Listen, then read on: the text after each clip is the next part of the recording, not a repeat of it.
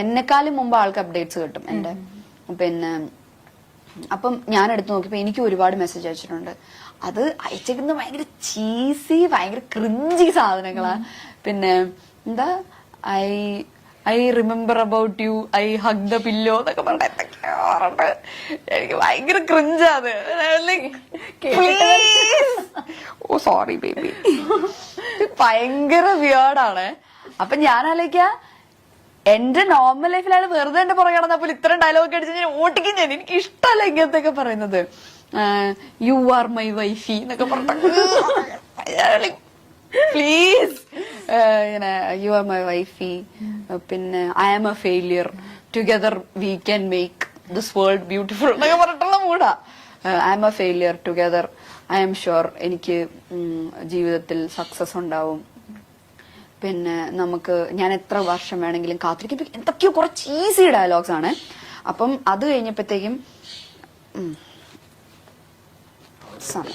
അതെ അവന് കളിക്കാൻ പറ്റില്ല, അവന് കേൾക്കാൻ പറ്റുന്നില്ല. അതെ ഭയങ്കര ക്രിഞ്ചായി പോയിരുന്നു. അപ്പൊ അങ്ങനെയൊക്കെ കഴിഞ്ഞപ്പോ ചേട്ടൻ ഇങ്ങനെ കണ്ടിന്യൂസ് ആയിട്ട് അയക്കുന്നുണ്ട്. ചേട്ടന് കണ്ടിന്യൂസ് ആയിട്ട് അയക്കുന്നുണ്ട്. ഓരോരുത്തർക്ക് ഇങ്ങനെ ഇതാകുന്നോണ്ട് അമ്മയുടെ ഫോണിലേക്ക് മെസ്സേജ്. അത് കോമഡി എന്ന് വെച്ച് കഴിഞ്ഞാൽ എന്റെ അമ്മയ്ക്ക് 2 ബ്യൂട്ടി സലൂൺസ് ഉണ്ട്. അപ്പം ഒരെണ്ണം നമ്മുടെ നാട്ടിൽ തന്നെ, ഒരെണ്ണം നമ്മുടെ വീടിന്റെ അവിടെ, അതായത് നമ്മുടെ മാരരി ബീച്ച് റിസോർട്ടിന്റെ അവിടെ, പിന്നെ ഒരെണ്ണം കണിച്ചുളങ്ങര എന്ന് പറഞ്ഞിട്ട് വേറെ സ്ഥലത്ത്, അതിന്റെ അടുത്ത് തന്നെ.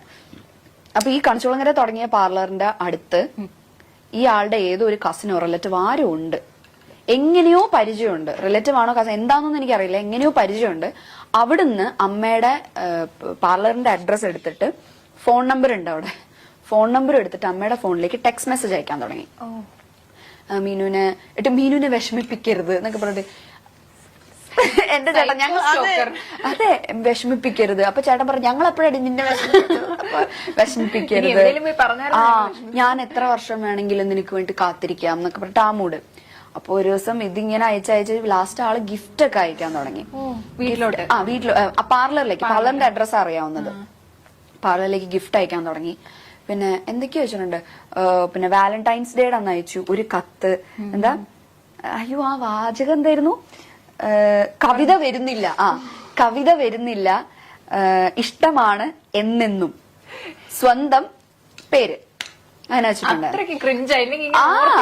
അങ്ങനെ അത്രയും ക്രിഞ്ചാണ്. അപ്പൊ ഞാൻ വീട്ടിൽ എന്നിട്ടൊരു മയിൽപീലിയുടെ ഇതും സാരല്ല സാരല്ല സാരല്ല പോട്ടെ പോട്ടെ പോട്ടെ കുഴപ്പമില്ല കുഴപ്പമില്ല ഓ സാരല്ല സാരല്ല സാരല്ല പോട്ടെ പോട്ടെ പോട്ടെ ഇല്ലില്ല കുഴപ്പമില്ല കുഴപ്പമില്ല കുഴപ്പമില്ല കുഴപ്പമില്ല ഇല്ലില്ല കുഴപ്പമില്ല കുഴപ്പമില്ല അതെ ചാടിയതാ സാരല്ല സാരല്ല പോട്ടെ ഇല്ലില്ല ഞാൻ ഇറക്കാൻ നോക്കിയ വഴി അതാ ചാടിയതാ സാരല്ല പോട്ടെ ഓ ചാടിയില്ല ഞങ്ങൾ ചാടിയില്ല ഞങ്ങള് കുഴപ്പമില്ല കുഴപ്പമില്ല പേടിച്ചു പോയി പക്ഷെ നല്ല സാരല്ല പേടിച്ചുപോയി ഇല്ല അതെ അവനെ അവൻ എത്ര ഉണ്ടെന്ന് കുറച്ച് ചാടിയതാ ഇല്ല കുഴപ്പമൊന്നും പറ്റില്ല എന്താ കരഞ്ഞേനെ ഇതൊന്നും ഞങ്ങക്ക് പുത്തിരിയല്ല ഇല്ല കുഴപ്പമില്ല സാറില്ല ഇവനായോണ്ട് ഇറക്കി വല്ലവരെന്നെ ഇപ്പൊ കടിച്ചു കയറി കൊന്നേനെ എന്നിട്ട് ഇങ്ങനെ കൊറേ ഇങ്ങനെ ലെറ്റർ ഒക്കെ തന്നു പിന്നെ മയിൽപീടിയുടെ ഒരു കീ ചെയിൻ പിന്നെ ഒരു കമ്മല് ഇതൊക്കെ തന്നു ഞാനതൊക്കെ അവിടെ അടുത്ത് വെച്ചിട്ടുണ്ട് പിന്നെ അത് കഴിഞ്ഞപ്പോഴത്തേക്കും തിരിച്ചയച്ചു കൊടുക്കാൻ ഈ മൂപ്പറുടെ അഡ്രസ് എനിക്ക് അറിയത്തില്ല ഈ ഇങ്ങോട്ട് അയക്കുന്നതിൽ ആളുടെ ഫ്രം അഡ്രസ് ഇല്ല അങ്ങനെ അയക്കാൻ പറ്റുമോ കൊറിയറാ ഫ്രം വെക്കാതെ അയക്കാൻ പറ്റുമോ ഓ ഓക്കെ കൊറിയർ അയക്കാലോ ഇതെന്തിന്റെ പ്രൊഫഷണൽ കൊറിയേഴ്സ് എന്തോ അങ്ങനെ എന്തോ ആണ് അപ്പൊ അമ്മ എന്നോട് ആദ്യത്തെ ഗിഫ്റ്റ് അയക്കുന്ന സമയത്ത് എന്റെ അടുത്ത് ഇങ്ങനെ പറഞ്ഞിട്ടുണ്ടായിരുന്നു പ്രൊഫഷണൽ കൊറിയേഴ്സ് എന്നത് എനിക്ക് പ്രൊഫഷണൽ കൊറിയേഴ്സ് വഴിയൊന്നും വരില്ല പ്രൊഫഷണൽ കൊറിയേഴ്സ് DTDC എന്തോ ആണ് വരില്ല എനിക്ക് പിന്നെ ആമസോൺ ഫ്ലിപ്കാർട്ടൊക്കെ വരുള്ളൂ അപ്പൊ അത് പ്രൊഫഷണൽ വഴി വരേണ്ട കാര്യമില്ലല്ലോ അപ്പൊ അമ്മ ചെന്നപ്പോ പറഞ്ഞു മോളെ ഇത് ഇങ്ങനെയാന്നാണ് പിന്നെ എനിക്ക് എന്തൊക്കെയോ അയക്കുന്നുണ്ട് ഫെസ്റ്റിവലിന് സ്പെഷ്യൽ ഓഫർ ഒക്കെ ഉണ്ടാവും വാലന്റൈൻസ് ഡേ അതെ അങ്ങനെയൊക്കെ ഉണ്ടാവും ദീപാവലിക്ക് അല്ലല്ലോ ദീപാവലിക്കാണോ ദീപാവലിക്ക് സ്വീറ്റ്സ് അയച്ചിട്ടുണ്ടായിരുന്നു ഡയറി മിൽക്കിന്റെ എന്തൊക്കെയോ കുറെ സ്വീറ്റ്സ് ഒരു പാക്കറ്റിലാക്കി അയച്ചിട്ടുണ്ടായിരുന്നു അത് ആമസോൺ വഴി എന്തോ ആയിരുന്നു അങ്ങനെ എന്തൊക്കെയൊക്കെയോ വഴി ആള് അമ്മയുടെ പാർലറിലേക്കാണ് അയക്കുന്നത് സാധനം അയച്ച് ലാസ്റ്റ് ലെറ്റർ വരുന്നു ഇങ്ങനെ എന്നുവെച്ചാൽ എന്നെ അറിയാവുന്നവർക്കൊക്കെ മെസ്സേജ് അയക്കാൻ തുടങ്ങി അപ്പൊ സംഭവം കുറച്ച് എക്സ്ട്രീം ആയി ലാസ്റ്റ് ഈ കുട്ടിയുടെ അമ്മ എന്റെ അമ്മേനെ വിളിച്ചു. ഓ എവിടെ ഇങ്ങനെ വീട് എവിടെയാ, അടുത്ത സൺഡേ ഞങ്ങൾ അങ്ങോട്ട് വന്നോട്ടെ എന്നൊക്കെ ചോദിച്ചിട്ട്. അപ്പൊ അമ്മ പറഞ്ഞു വേണ്ട, മോക്ക് ഇപ്പൊ കല്യാണം നോക്കുന്നുണ്ട്. അപ്പൊ പറഞ്ഞു ഇല്ല, അവക്ക് ഇപ്പൊ താല്പര്യം, ഞങ്ങൾ നോക്കുന്നുമില്ല എന്ന് പറഞ്ഞു. അപ്പൊ അവനെ പറഞ്ഞ അതെന്താ, മോക്ക് വേറെ ആരെങ്കിലും ഇഷ്ടമാണോ? അപ്പൊ അമ്മ പറഞ്ഞു അല്ല, അതുകൊണ്ടല്ല, ഞങ്ങൾക്ക് ഇപ്പൊ താല്പര്യം ഇല്ല. അപ്പം അവര് പറഞ്ഞു അല്ല, മോൻ ഇങ്ങനെ പുറത്ത് പോവാൻ വേണ്ടിയിട്ട് നിൽക്കുകയാണ്. അപ്പം ഇത് പുറകെ നടന്നിട്ട് അവൻ ആ കാര്യങ്ങളൊന്നും കോൺസെൻട്രേറ്റ് ചെയ്യുന്നില്ല. അപ്പൊ അതുകൊണ്ട് ഇനി ഇത് കയ്യിൽ നിന്ന് പോകുന്നു ഞങ്ങൾക്ക് പേടി. കാരണം എനിക്കൊന്ന് കുറെ നാൾ നോക്കിയിട്ടാണെന്ന്. അപ്പം അതുകൊണ്ട് ഇതിലൊരു ശ്രദ്ധ കൊടുക്കത്തില്ലെന്ന് വെച്ചാൽ ഞങ്ങൾ വിചാരിച്ചു പോകുന്നതിന് മുമ്പ് എൻഗേജ്മെന്റ് നടത്തി വെക്കാന്ന് വിചാരിച്ചു.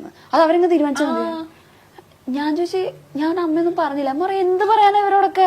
അമ്മ പറഞ്ഞു ഇല്ല, താല്പര്യം ഇല്ല എന്ന് പറഞ്ഞിട്ട് കട്ട് ചെയ്തു. ഇല്ലെങ്കിൽ അടുത്ത സൺഡേ വരാന്ന് വിചാരിച്ചിട്ടാണ്. അപ്പൊ അമ്മ പറഞ്ഞു ഇല്ല, താല്പര്യം ഇല്ല എന്നിട്ട് കട്ട് ചെയ്തു.